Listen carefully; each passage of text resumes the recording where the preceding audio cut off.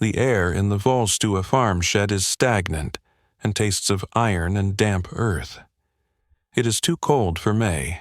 He feels the grit of fertilizer dust beneath his fingernails, a dry, abrasive sensation that makes his skin feel paper-thin. His hands move in a mechanical loop. Scoop, weigh, pour. The plastic buckets of ammonium nitrate are heavy, their handles biting deep into the calluses of his palms. He registers the specific resistance of the chemical sacks as he drags them across the rough concrete floor, a sound like sandpaper on bone. The smell of diesel fuel is a physical weight in his nostrils, thick and oily, coating the back of his throat. He breathes through a mask, but the scent of the nitrogen-rich slurry still finds a way in. His heart is a steady, rhythmic thud against his ribs, low and slow, like a distant drum.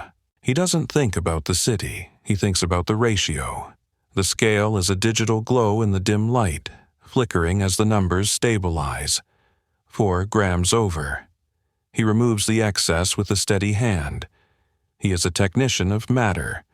The silence of the rural farm is absolute, broken only by the wet, squelching sound of the chemical mixture being stirred in the tubs. His muscles in his lower back are a dull, throbbing knot from hours of leaning over the containers. Every movement is a calculation of physics. He feels the vibration of a passing tractor on the distant road, a tremor that travels through the soles of his boots and up his shins. He stops. He listens. The vibration fades, the silence returns, heavier than before. He looks at his hands. They are stained and shaking slightly from the exertion, but he views them as tools, separate from his mind. The cold penetrates his coveralls, a sharp bite at the ankles. He reaches for the roll of silver duct tape. The sound of the adhesive being ripped from the spool is a violent, screeching tear in the quiet air. It sets his teeth on edge. He wraps the containers, feeling the tension of the plastic as it tightens under his strength. The weight of the completed device is the only reality that exists. It is hundreds of kilograms of potential energy. He wipes sweat from his forehead with the back of a gloved hand, leaving a smear of gray dust. The farmhouse across the yard is dark. The world outside the shed is a blur of green and gray that he no longer recognizes. He is inside the machine now. He feels the rough texture of the fuse wire between his thumb and forefinger, thin, cold, and final. He checks the timer. The ticking is a ghost sound, felt more in his pulse than heard in his ears. He is not a man. He is a biological component of a delivery system. He closes the shed door. The click of the padlock is a definitive mechanical end. The metal is freezing. It leaves the scent of rusted iron on his skin. He walks toward the van, his boots crunching on the gravel. Each step a heavy, deliberate impact that resonates in his skull. The darkness of the Norwegian night is not a void, but a solid pressure against his chest. He climbs into the driver's seat. The vinyl is cold and unforgiving. He turns the key. The steering wheel of the white Volkswagen Crafter is a hard, textured circle of cold plastic that vibrates against his palms as the diesel engine idles. He feels the weight of the 950-kilogram bomb behind him, a physical mass that shifts the vehicle's center of gravity and makes every turn a slow, heavy negotiation with physics.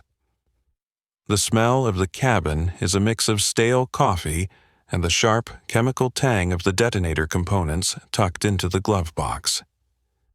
He drives toward Oslo. The road surface transmits every imperfection through the seat and into his spine, a rhythmic jarring that keeps his senses sharp.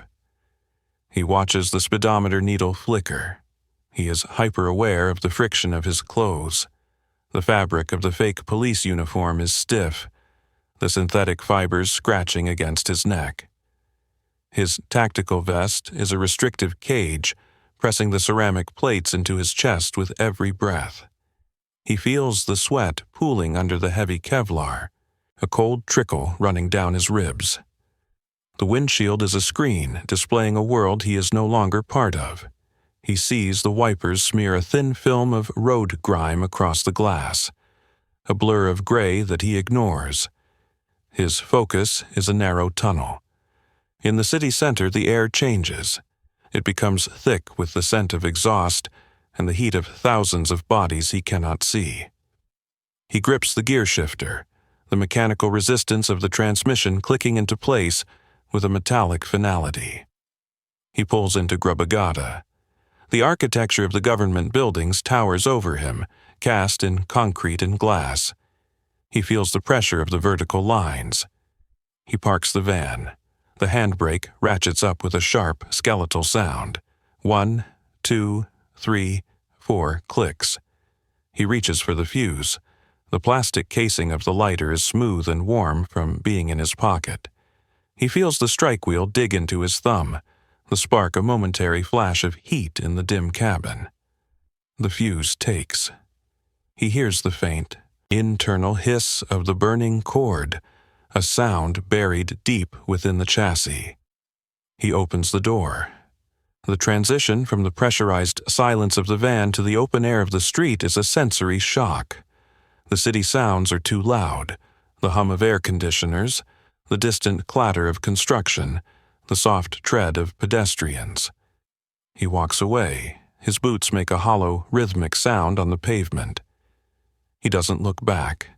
He feels the distance growing between his body and the van, an invisible tether of tension stretching thinner with every meter. The air smells of rain and wet asphalt. He reaches the getaway car, a silver Fiat. The key is a small, jagged piece of metal that bites into his finger as he turns it in the lock. He slides inside. The interior is different, lower, tighter. He watches the rearview mirror. The reflection is a static image of the street he just left. He waits. His heart rate hasn't spiked. It remains a heavy, industrial thud. He feels the ticking of the clock in his own pulse. Then the shockwave arrives. It isn't a sound at first. It is a punch to the diaphragm, a sudden compression of the atmosphere that rattles the Fiat's windows in their frames. Only then does the roar follow, a deep, tectonic groan of tearing metal and shattering glass. The rearview mirror vibrates violently.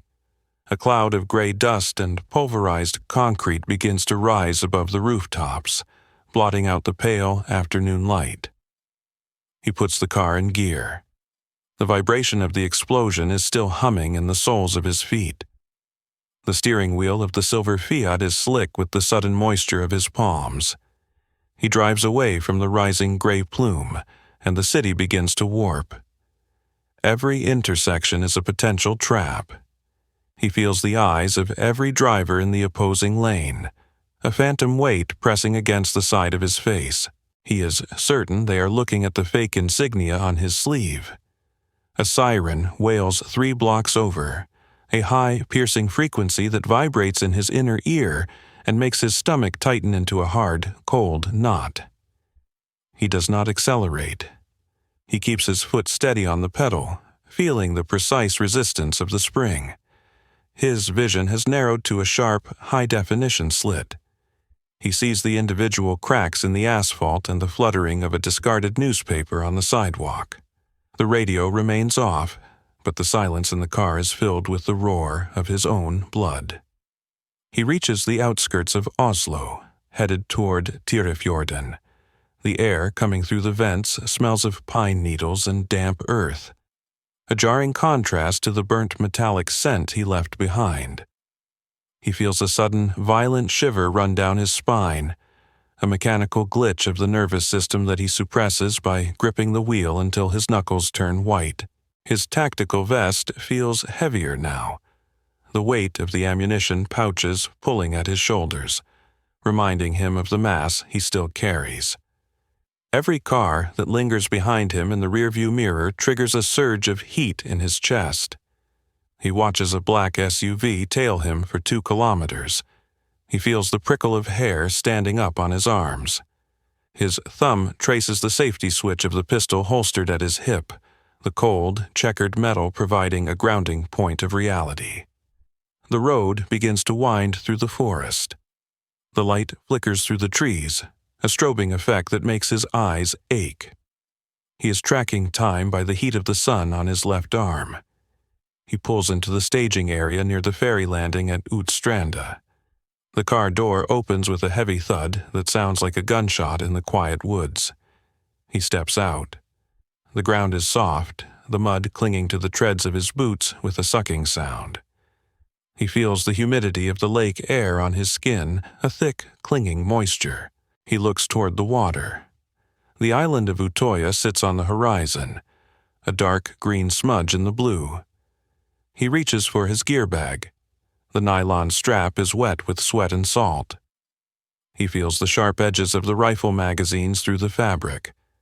A tactile inventory of what comes next. His breathing is shallow and rapid, hitting only the top of his lungs. He forces a swallow, but his throat is a dry, sandpaper tube. He sees the MS Thorbjørn ferry approaching the dock. The sound of its diesel engine is a low-frequency thrum that he feels in his teeth. He adjusts his cap, pulling the brim down low. The plastic adjustment strap at the back of the hat clicks. 1, 2, 3 notches. He is no longer Anders. He is the uniform. He feels the weight of the heavy equipment case in his right hand, the plastic handle digging into his palm, carving a red line into the skin. He walks toward the dock. The wooden planks groan and flex under his weight, a rhythmic creaking that counts down the meters to the water's edge. He stands among the waiting people, feeling their warmth, their mundane smells of shampoo and laundry detergent. They are soft. He is hard, a solid object of metal and Kevlar moving through a world of fleece and skin. The boat's ramp lowers with a heavy metallic clang that vibrates through the dock and into his bones. He steps onto the deck. The floor beneath him is vibrating with the pulse of the engine, a steady, mindless power that carries him forward. The ferry deck is a vibrating plate of wet steel beneath his boots. He feels the cold spray of the lake hitting his face, the tiny droplets stinging like needles in the wind. The island grows larger, a wall of dense green pines and white wooden buildings. He adjusts the strap of the Ruger Mini 14. The nylon web is a coarse, heavy line across his shoulder that restricts his movement. He feels the weight of the Glock 17 against his thigh, a solid, unyielding mass of polymer and lead. The air on the water is clean, smelling of deep lake and rotting leaves, but he can only taste the metallic residue of the adrenaline-soaked saliva in his mouth. He steps off the ramp. The transition from the swaying boat to the solid earth of the pier is a jolt to his ankles.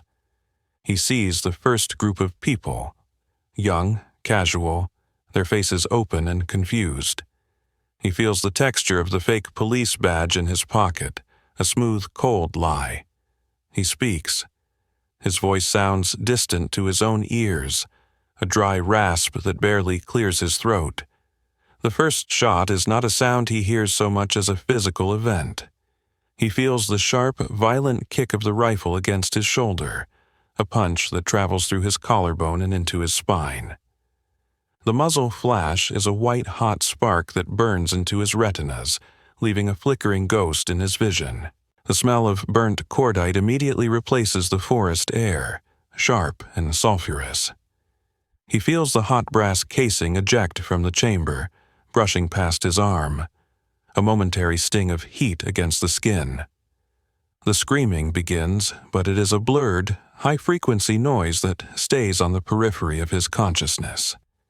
His breathing is a ragged, wet sound inside his own head. He moves toward the main building. The grass is tall and wet, dragging against his trousers, adding weight to every stride. He feels the balance of the rifle shift as he replaces the magazine. The click of the metal seating into the well is a tactile confirmation, a vibration felt in the bones of his hand. He is focused only on the geometric shapes of the bodies moving in the distance. His vision has tightened into a permanent tunnel. He sees the texture of the wooden siding on the houses, the way the paint is peeling in small flakes. He feels the heat of the rifle barrel radiating through his gloves. He is a heat-seeking mechanism. He enters the cafeteria. The sound of his own boots on the wooden floor is a rhythmic, predatory thud.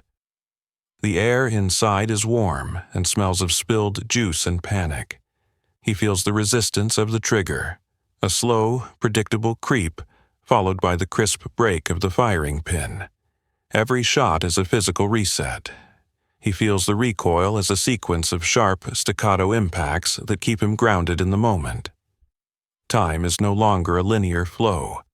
It is a series of static frames held together by the smell of gunpowder and the slick feeling of the floor. He steps over a bag. He feels the strap snag on his boot and kicks it away, the movement fluid and thoughtless. His heart is no longer pounding. It has settled into a hard, fast rhythm that he can feel in the tips of his fingers.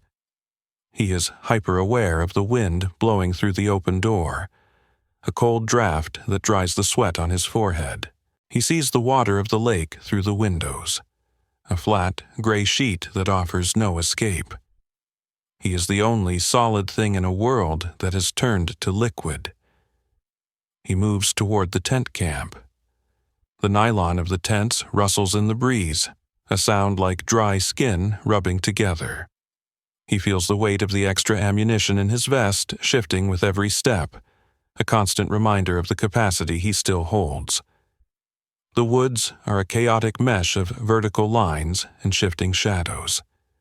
He moves through the brush, and the dry branches claw at his tactical trousers with a frantic, scratching sound. He is deaf now. The sustained gunfire has collapsed his hearing into a high-pitched, ringing vacuum, leaving only the dull, rhythmic thud of his own pulse vibrating in his temples. The world is a silent film. He sees a flash of red fabric through the pines. A target.